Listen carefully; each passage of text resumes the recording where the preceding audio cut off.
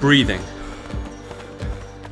With each breath, we supply our muscles with the oxygen they need to function. And as we push ourselves harder, the more oxygen our muscles need.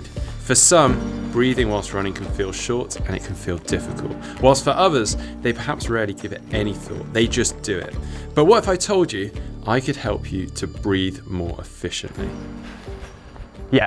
If you can breathe more efficiently whilst running, you could not only make the whole experience of running that little bit more pleasant, you could also improve your performance of running. And even if you're someone that rarely ever thinks about your breathing whilst running, there is a chance you could breathe more effectively. Now, I'm going to go straight in on that age-old debate of whether you should breathe in through your nose or through your mouth whilst running. What do you do?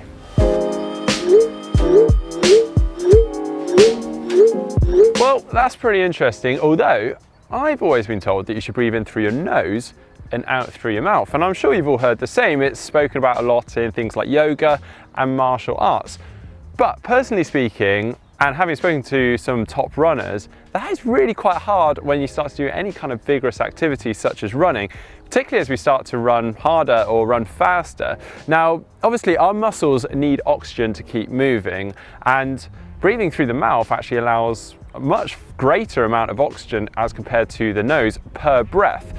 Although you could obviously argue that the nose does a great job of warming that air and even filtering that air. So for slow paces, breathing through the nose is absolutely fine. But as we start to increase the pace and start to work at higher intensities, then you really don't want to be depriving your body of that all-important oxygen. So you want to go for the maximum oxygen uptake, and as reported, that is the mouth. Oh, yeah. Now, to get the most out of your breathing, make sure you don't fall into the bad habit of what's called chest breathing, as opposed to what's referred to as breathing into your belly. So here's the deal with chest breathing. It is essentially quite a weak form of breathing. It's quite shallow, meaning we can't get the maximum amount of oxygen into our lungs, and also we can't expel our lungs fully when we exhale. Whereas your breathing should be diaphragmatic, meaning the action of inhaling and exhaling should extend right down into your belly, or so it feels. Now, as we breathe in, your belly or your stomach should expand and contract as your diaphragm forces more air into and out of your lungs, and therefore meaning that you can take more oxygen in with every breath. Okay, but it's actually the rhythm of the breathing that a lot of people really struggle with. Now, at a comfortable, steady pace, what I would advise is trying to strive for something like a 2-to-2 rhythm ratio, or even a 3-to-3 rhythm ratio. And basically that means that you will inhale for 2 or 3 strides and then exhale for another 2 or 3 strides. And that should be fairly easy and comfortable to maintain at a steady pace. But obviously, as we start to run faster, we start to increase the intensity, then you may want to move towards a 2-to-1 rhythm ratio. And that basically means inhaling for 2 strides and then exhaling for 1 stride. Now, obviously, this does all take a little bit of trial and error and takes time for you to get used to it and learn how to bring your breathing pattern in line with your own striding pattern, and ultimately avoiding hyperventilation.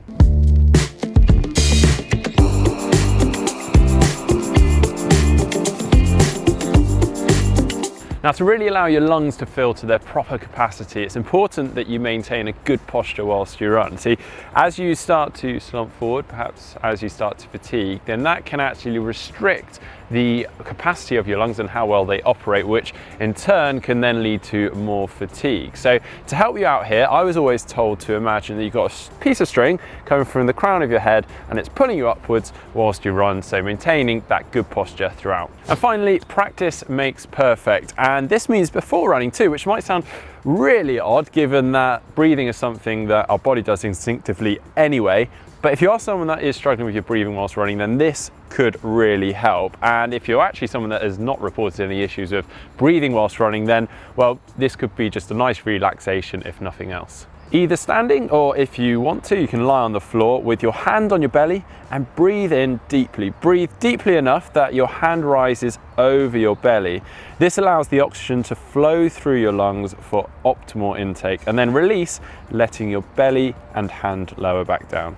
Now, it's important to note that nobody is the same. There isn't a single breathing pattern or rhythm that works for everyone. Research has actually shown that runners have varying different breathing patterns and rhythms, but they're consistent in them. So it's all about finding a rhythm that works for you and you feel comfortable with, and that you can adapt for different changes in intensity or pace. Now, if you are someone that has struggled with your breathing whilst running before, then please do get in touch in the comments section below. We'd love to hear from you.